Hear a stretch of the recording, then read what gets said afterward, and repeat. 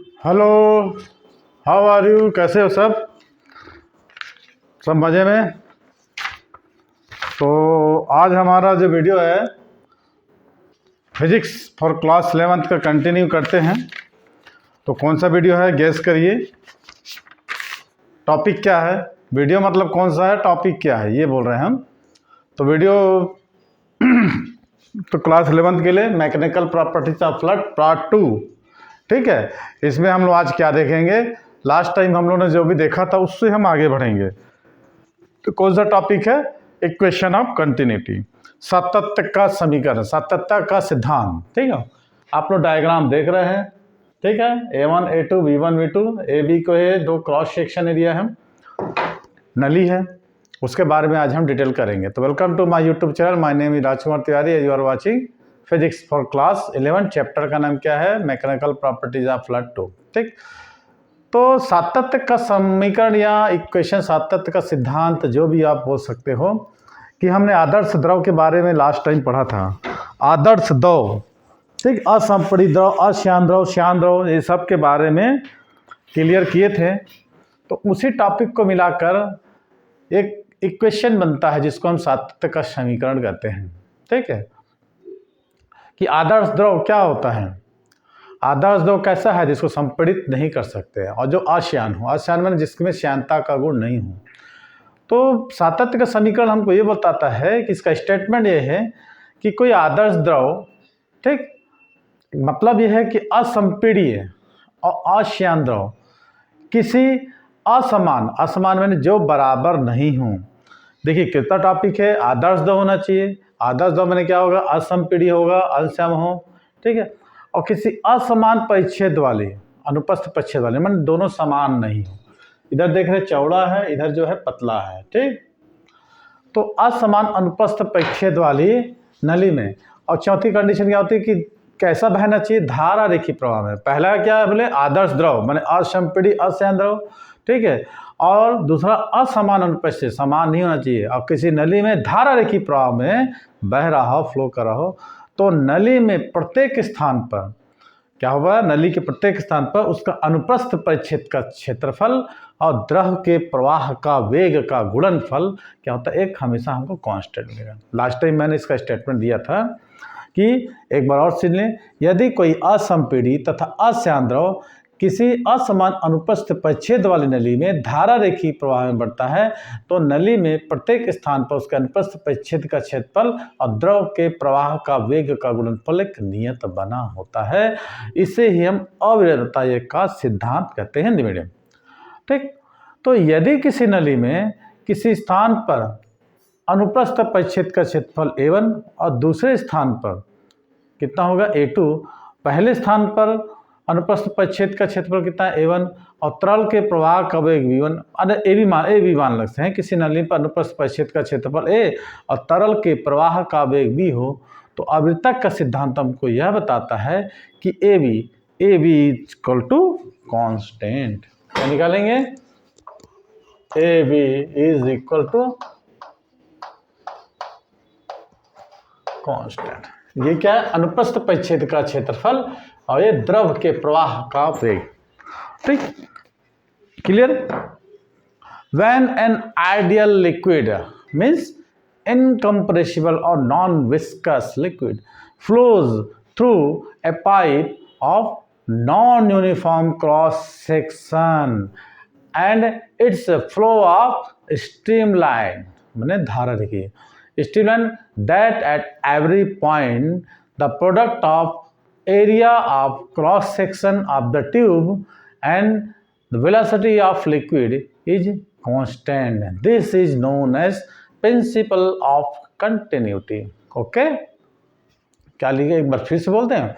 When an ideal liquid means incompressible और non viscous, है ना, flows through a pipe of non-uniform cross section and its flow is streamlined, that at every point the product of area of cross section of the tube and velocity of the liquid is constant, is known as principle of quantity.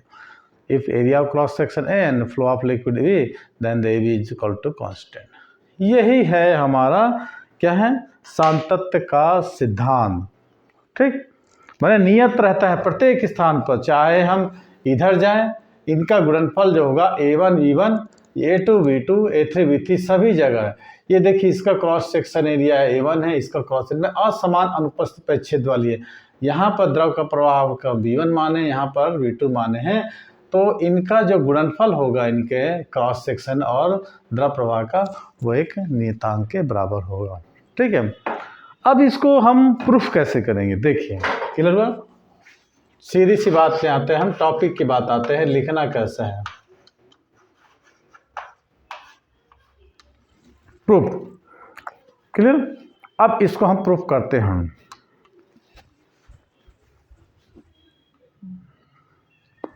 क्या करते हैं, proof करते हैं। देखिए consider, मान लेते हैं N ideal liquid, कोई आदर्श द्रव, consider an ideal liquid flowing through a pipe, कोई आदर्श द्रव, consider a ideal liquid flowing through a pipe A B, इस पाइप ए बी में बह रहा है, हाँ, in non uniform cross section. ठीक, क्या लिखोगे, consider an ideal liquid flowing through a pipe AB of non-uniform cross section and its flow is streamline flow।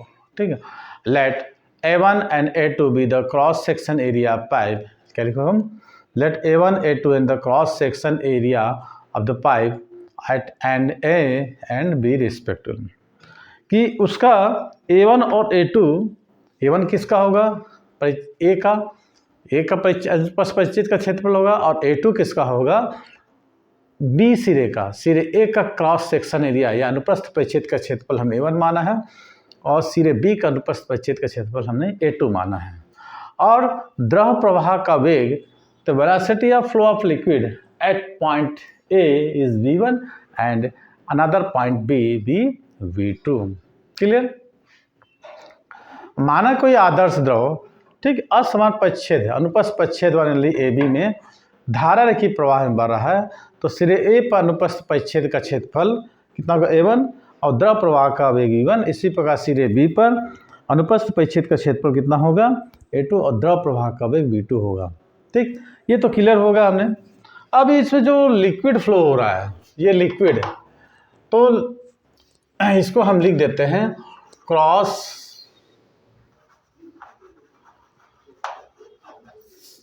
Section area of and A and B is A1 and A2 and the flow of liquid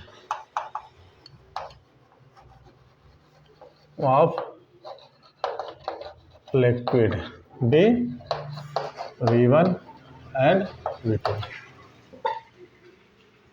और density of liquid is D। उसका घनत्व कितना है, द्रव का घनत्व कितना मान सकते हैं, D मान सकते हैं। ठीक है, A और B का अनुप्रस्थ परिच्छेद का क्षेत्रफल, द्रव प्रवाह का निकालें और निकालिए, और द्रव का घनत्व कितना ले लिए हम D। कोई डाउट? ठीक है, अब मान लो कि ये सिरा A है, कौन सा सिरा, सिरे ए पर है ना, जो द्रव फ्लो हो रहा है, जो प्रवाहित द्रव है, कौन से सिरे पर, सिरे ए पर जो प्रवाहित द्रव 1 सेकंड में कितना दूरी तय करेगा, V1 दूरी तय करेगा। सिरे ए पर प्रवाहित द्रव 1 सेकंड में V1 दूरी तय करेगा, तो सिरा ए से प्रति सेकंड बहने वाले द्रव का इसमें यहाँ अंतर निकालेंगे। सिरे ए पर प्रवाहित द्रव का है ना, 1 सेकंड में कितना दूरी तय करेगा, 1 सेकंड V1 दूरी तय करेगा, तो सिरे ए से प्रति सेकंड बहने वाले द्रव का आयतन कितना हो जाएगा। मैं इसको लिख देता हूँ A1 और V1, वॉल्यूम ऑफ लिक्विड।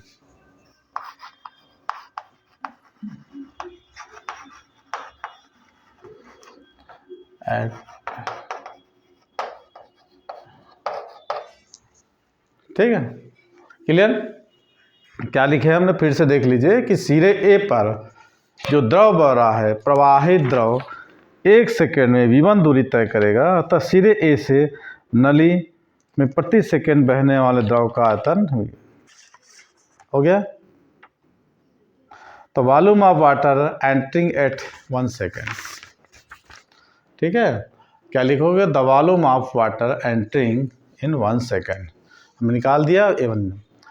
अब सिरे ए से प्रति सेकेंड, सिरे ए से क्या लिखे, वाटर एंटरिंग जो कर रहा है, the volume of water entering at point A, सिरे ए से जो प्रति सेकेंड द्रव बह रहा है उसका हम आयतन निकालें। अब सिरे ए से प्रति सेकेंड प्रवेश करने वाले द्रव का द्रव्यमान निकालेंगे, mass of liquid entering end A, ठीक है। मास इक्वल टू क्या होता है, volume into density, volume into volume हमने कितना निकाला, A1 V1, और डेंसिटी कितना लिए D, ठीक है।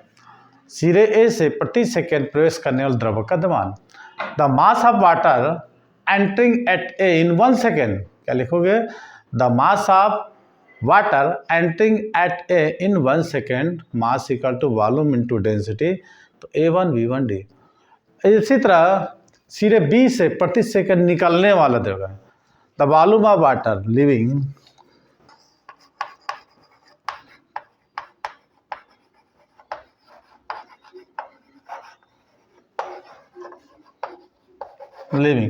अब सिरे ए से निकल रहा है और सिरे बी से जा रहा है, तो entering at point at end A and leaving at point end B. तो similarly the volume of water leaving at B in 1 second. Volume जो निकालते हैं ना, वॉल्यूम क्या निकालेंगे, A2 V2, ठीक है। अब हम निकालेंगे माप, similarly the volume of water leaving at B in 1 second S liquid travels V2 in 1 distance in 1 second. इसको ध्यान रखना, liquid travels V2 V2 distance in 1 second, and the mass of liquid living, mass of liquid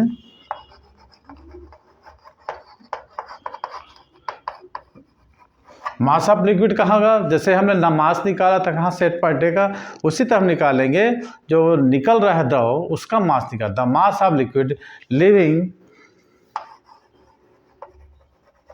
है ना, कहाँ से निकल रहा है ये, लिविंग एट बी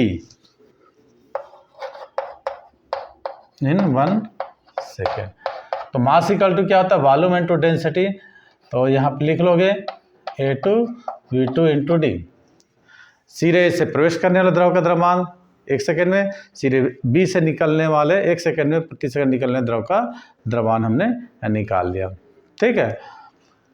एक चीज़ आप ध्यान रखना कि ये जो दोनों क्रॉस सेक्शन एरिया है इसका अनुप्रस्थ अपेक्षित का क्षेत्रफल समान है, वेग समान है, लेकिन जो द्रव बह रहा है इसके अंदर उसका घनत्व समान लोगे। इसमें जो नली ले रहे हैं उसका घनत्व हमको नहीं लेना है, ठीक है। अब देखो, एज द लिक्विड इज कैसा है, कंपेरिजिबल है, liquid is compressor, therefore the mass of liquid entering 1 पर सेकेंड। देखो लिक्विड कैसा है, इनकम्प्रेसिबल है ना, असंपीड़ी है, अस्य अंदर बताया था ना, आदर्श द्रव है। तो लिक्विड जब असंपीड़ी है, therefore the mass of liquid entering 1 प्रति सेकेंड या per second at A must be equal to the mass of liquid leaving per second at B. आदर्श द्रव माना असंपीड़ित होने के कारण कि द्रव्यमान कहाँ पर, प्रति सेकेंड सिरे ए से प्रवेश करने वाले द्रव का द्रव्यमान, उसी तरह सिरे बी से प्रति सेकेंड निकलने वाले द्रव का द्रव्यमान दोनों को बराबर होगा, है ना। तो ये M1 is equal to M2 हम लिख देंगे। M1 की वैल्यू कितना था, A1 V1 और D, M2 की वैल्यू A2 V2 और D। D कट जाएगा तो हमको मिलेगा A1 V1 is equal to V2 V2, ठीक। ये A2 V2 और A1 V2, it means that AB is constant.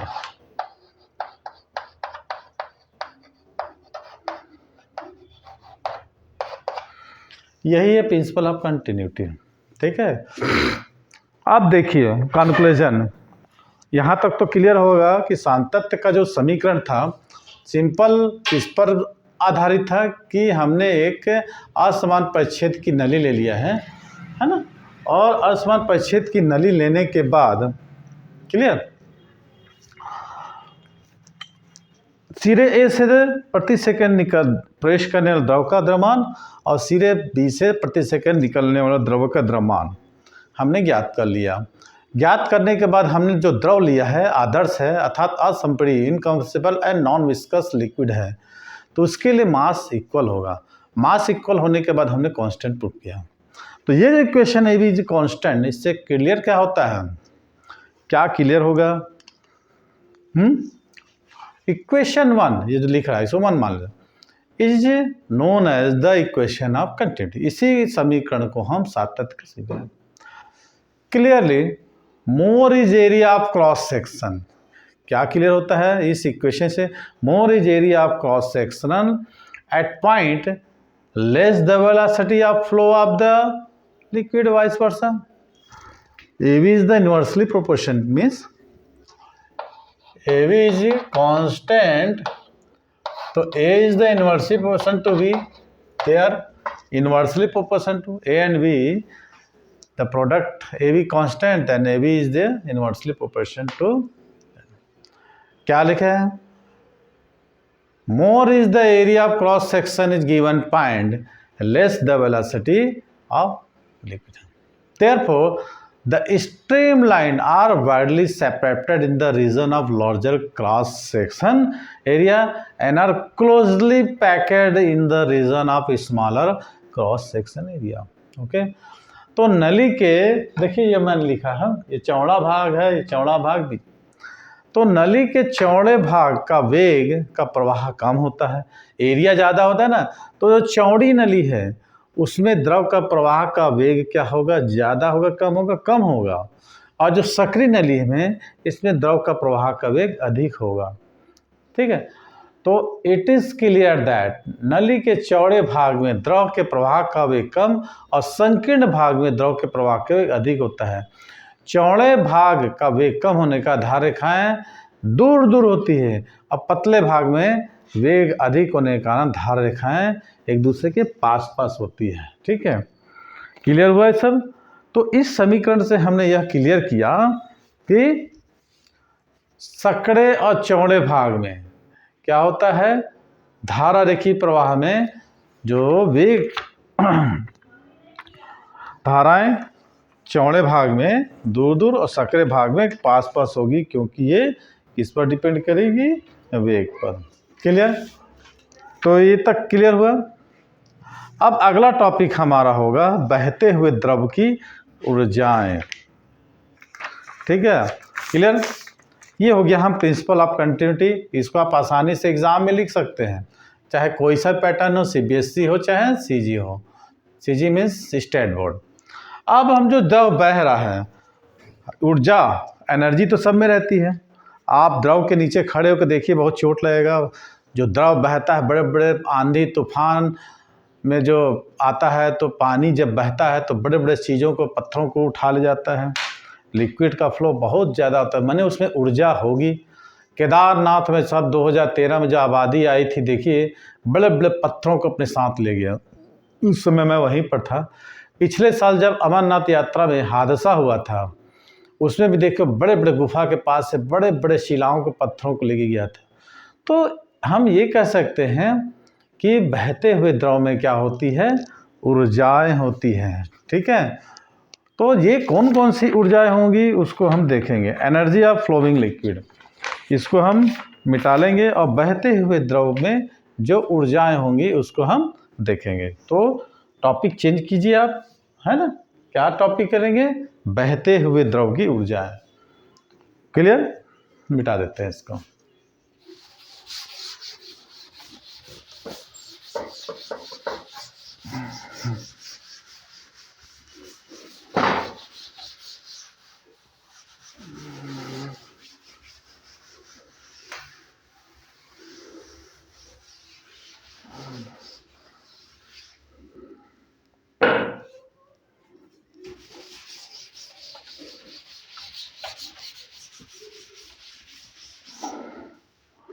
बहते हुए द्रव की ऊर्जाएं।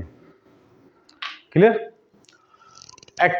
Energies of flowing liquid.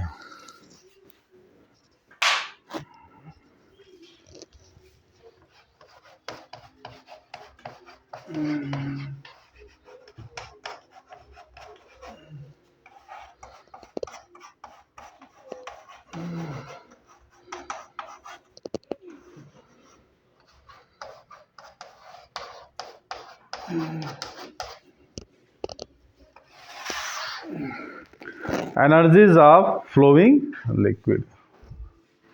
Clear? बहते हुए द्रव की ऊर्जाएं। तो तीन प्रकार की ऊर्जा होती है। मान लो कोई द्रव फ्लो हो रहा है, बह रहा है, तो तीन प्रकार की ऊर्जाएं होंगी, है ना? कौन कौन सी ऊर्जा है? पहला काइनेटिक एनर्जी, दूसरा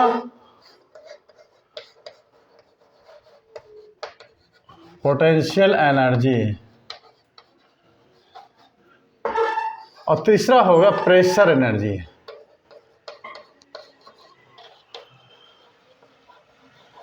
लिख लीजिए कि भी मान लो कोई द्रव बह रहा है, फ्लो हो रहा है, तो उसमें जो ऊर्जाएं होंगी कितनी प्रकार की होंगी? तीन प्रकार की। कौन कौन सी ऊर्जाएं होंगी?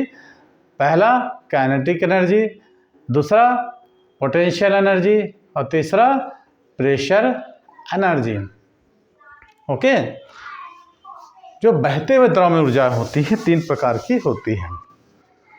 N ideal liquid, ideal liquid में आदर्श द्रव दो असंपीड़ित अतः। An ideal liquid in motion possess types of energy. Okay? अब पहला नंबर अपन समझते हैं काइनेटिक एनर्जी को। ये काइनेटिक एनर्जी को समझते हैं। क्लियर? गतिज ऊर्जा। द्रव की गति के कारण, गतिज ऊर्जा का डेफिनेशन, द्रव की गति के कारण उसमें गतिज ऊर्जा। It is that energy possessed by liquid by virtue of it's motion. ठीक? ये नोन एज काइनेटिक। क्या लिखोगे? It is the energy possessed by liquid by virtue of it's motion. If the mass m of a liquid with velocity v, then the kinetic energy k equal to half m square। यदि कोई द्रव बह रहा है, उसका द्रव्यमान m हो और वेग v हो, तो उसकी गतिज ऊर्जा के लिए क्या सूत्र निकालेंगे? k is equal to half M square. कि माना m द्रव्यमान का द्रव v वेग से बह रहा है, then the kinetic energy of unit volume. देखिए काइनेटिक एनर्जी कितना होता है, यहां से अपन देखते हैं k equal to half M V square. ये काइनेटिक एनर्जी, मास है और वेलोसिटी, ये तो नाम है। अब देखेंगे the kinetic energy per unit, kinetic energy per unit volume of the liquid. Kinetic energy per unit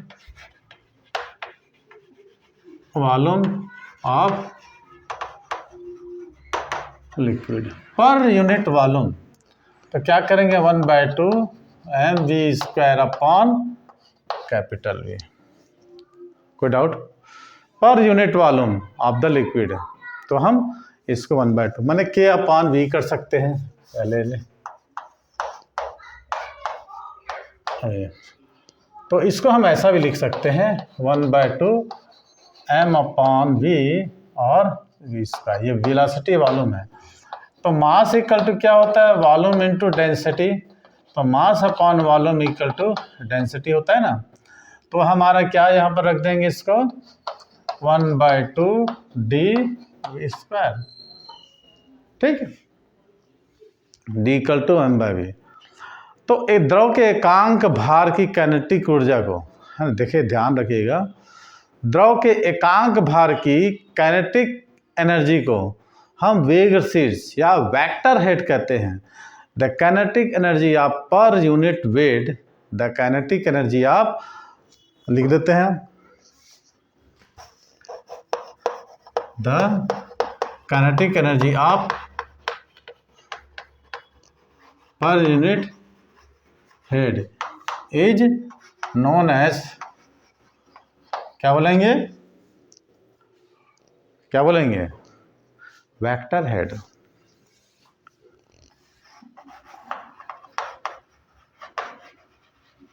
ठीक, तो इसको लिखेंगे के अपॉन एम जी। के की वैल्यू क्या है 1/2 M V square upon M G. तो क्या क्या बचेगा, जो कट जाएगा काट दीजिए, उसको निकाल लीजिए, ये एम कट गया तो 1/2 वी स्क्वायर अपॉन जी। इसको वेलोसिटी हेड भी कहते हैं, वेग शीट्स क्या बोलते हैं, velocity head. Clear.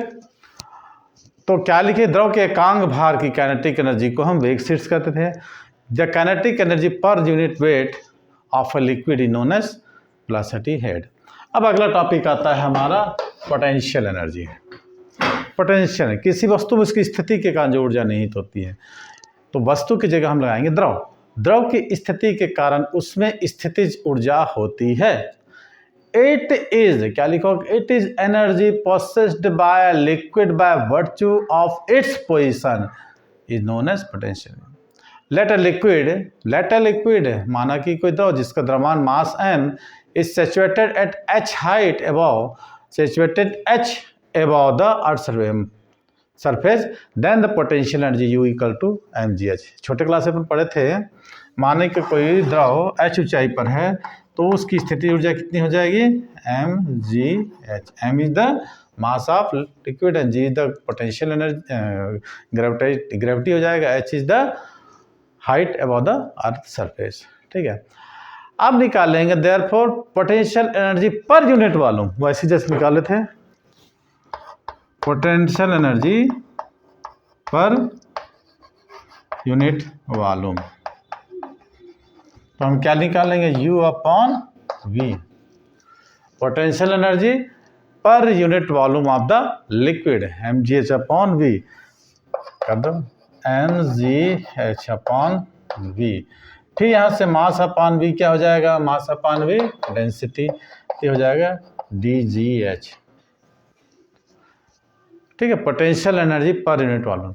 Similarly the potential energy per unit mass of the liquid, potential energy per unit mass of liquid है, कितना लिखोगे, U अपॉन m। U की वैल्यू कितनी थी हमारे पास, mgh अपॉन m, तो m कैंसिल हो गया, तो हो जाएगा gh। ठीक है, क्लियर, कोई डाउट। ये हमने देख रहा है पोटेंशियल एनर्जी, है ना। अब हम द्रव के एकांक भार, अब हमने लिखे थे वेट, द्रव के एकांक भार क्या लिखोगे, यूनिट पर यूनिट वेट, क्या लिखोगे, द्रव के एकांक भार की पोटेंशियल एनर्जी को हम क्या बोलते हैं, ग्रेविटी हेड।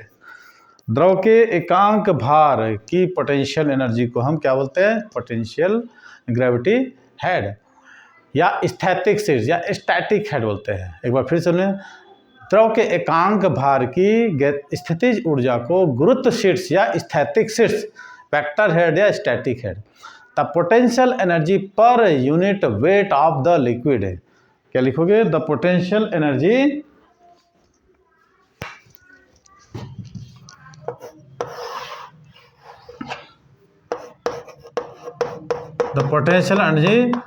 पर यूनिट वेट ऑफ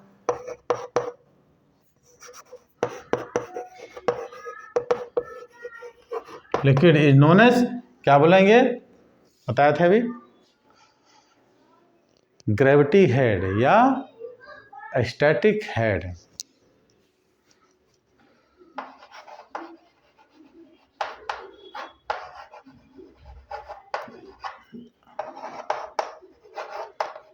स्टैटिक, ये हो जाएगा U upon m is equal to mgh upon M तो हो जाएगा जी एच। ये हमने निकाल दिया, सॉरी एम जी नहीं, एम जी कट गया, एच ही बचेगा, ओनली एच। ठीक है, और पर यूनिट मास तो मास से है ना, पर यूनिट मालूम तो वी से। अब पर यूनिट क्या करेंगे, या पर यूनिट वेट को हम mg से डिवाइड करेंगे, ओनली h पड़ेगा। द्रव के प्रवाह के लिए उस पर दाब आरोपित किया जाता है। क्लियर हुआ ये हम देखे बहते द्रव की ऊर्जा। तो पहला हमने देखा गतिज ऊर्जा और दूसरा क्या देखा, स्थितिज ऊर्जा। अब थर्ड नंबर आती है किसकी बात, कौन सा देखेंगे, दाब, प्रेशर एनर्जी।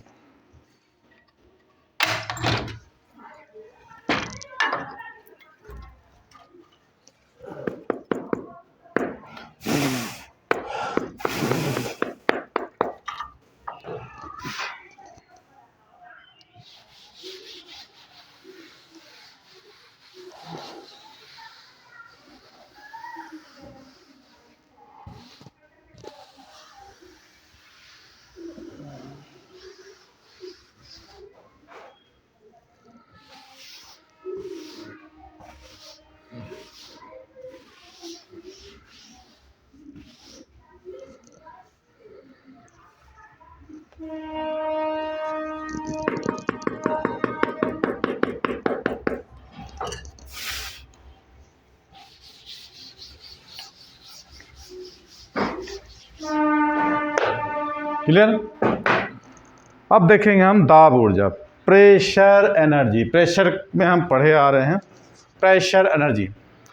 तो द्रव के प्रवाह के लिए, द्रव के प्रवाह के लिए प्रेशर अप्लाइड करते हैं, है ना। जब द्रव के प्रवाह के लिए रिस्पॉन्सिबिलिटी का होता है प्रेशर।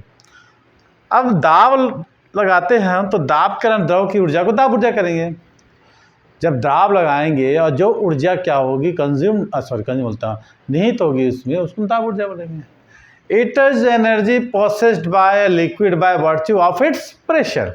क्या लिखोगे, it is energy processed by liquid by virtue of its pressure. It is the measure of work done, it is the measure of work done in pushing the liquid against pressure without imparting any volume to any velocity to इट। Okay, तो ये हो गया हमारा pressure energy. तो मान लो कोई द्रव है ना, उसका क्षेत्रफल कितना है, ए है। ए क्षेत्रफल पर हम कितना दाब लगा रहे हैं, पी दाब। माना कोई द्रव है जिसका क्षेत्र कितना है और उस पर अप्लाइड प्रेशर लगाया गया दाब कितना है, पी है। अब हम दाब लगाएंगे तो वो जो प्रेशर होगा, फ्लो होगा, डिस्प्लेस होगा। ठीक है, एरिया कितना होगा, ए, अप्लाइड प्रेशर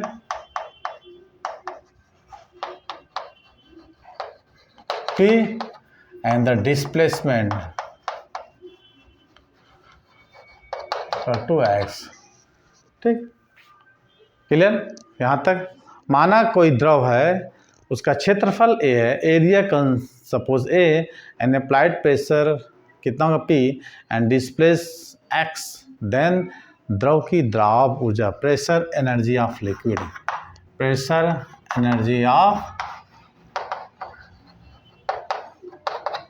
कितना होगा, प्रेशर एनर्जी इक्वल टू दाब द्वारा किया गया कार्य, amount of work done.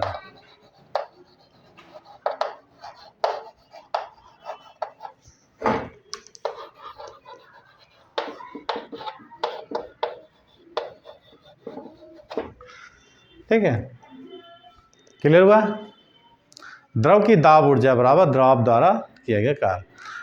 It pressure P if, यदि हम लगाया गया दाब कितना हो, if pressure P applied on area A of a following liquid and the liquid is displace through x distance, then the pressure energy of the liquid is equal to work done pressure. ठीक है, तो pressure equal to क्या होता है, work done क्या होगा, amount of work done by pressure या work done pressure, तो फोर्स इनटू डिस्प्लेसमेंट। ये क्या होगा, force into displacement. Work equal to होता है ना फोर्स इंटू डिस्प्लेसमेंट। तो फोर्स इक्वल टू क्या होता है, P इक्वल टू होता है F बाई ए। तो F इक्वल टू कितना हो जाएगा, PA। यहाँ पर हम लिखेंगे PA इंटू एक्स। एक्स क्या हो रहा है इसका, डिस्प्लेसमेंट। ओके,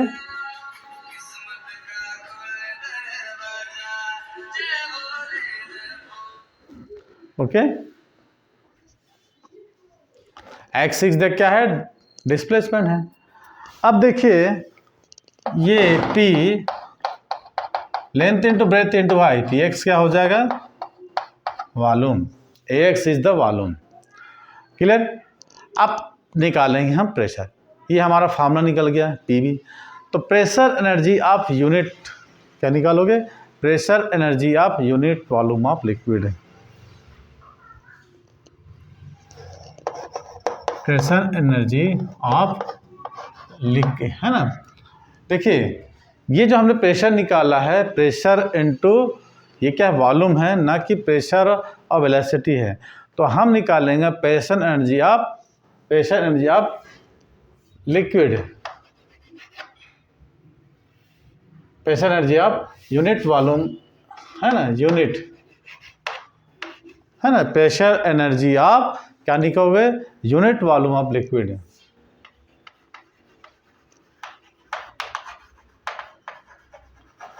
तो ये निकाल दें हम प्रेशर एनर्जी PV अपन मालूम, ये क्या बचेगा हमको, ओनली P। कोई doubt.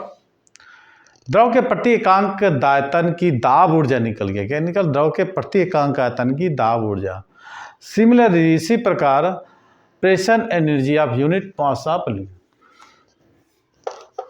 Pressure energy of unit mass of liquid तो जाएगा PV अपॉन M। तो P और V upon M, volume upon mass कितना होता है, डेंसिटी। तो ये निकल गया PD।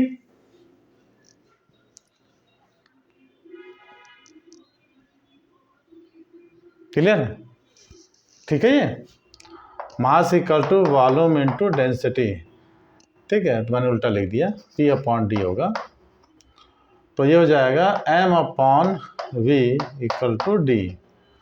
तो यहाँ पर इसको हम V अपॉन M है तो उल्टा लिख देंगे, तो कितना हो जाएगा, P अपॉन D।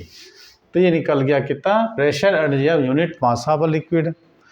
ठीक है। द्रव के प्रति एकांक आयतन की हमने दाब ऊर्जा निकाल लिया। अब द्रव के एकांक भार की दाब ऊर्जा को दाब शीर्ष, देखिए ये सब ध्यान रखना है आपको, क्या क्या शीर्ष हम निकाल लेते हैं, गुरुत्व शीर्ष या स्थैतिक शीर्ष निकाल लेते हैं। अब हम निकालेंगे द्रव के एकांक भार की दाब ऊर्जा को। The potential energy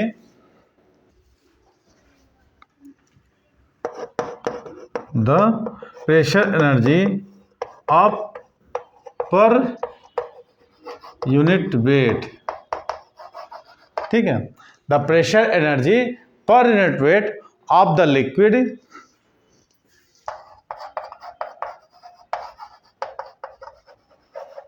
is called, क्या बोलेंगे, pressure energy per unit liquid known as pressure head, दाब शीर्ष।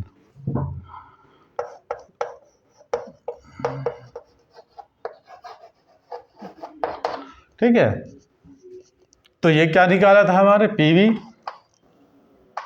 Upon mg, PV upon mg।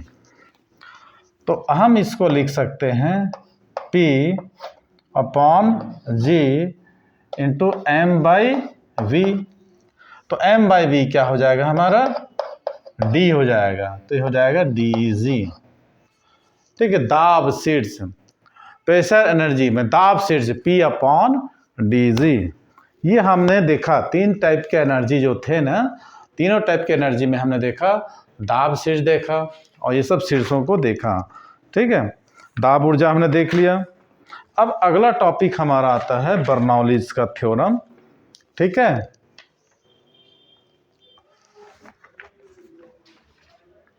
तो आज की वीडियो को हम यहीं विराम देते हैं और मिलते हैं अब अगली वीडियो में बर्नौली का थ्योरम।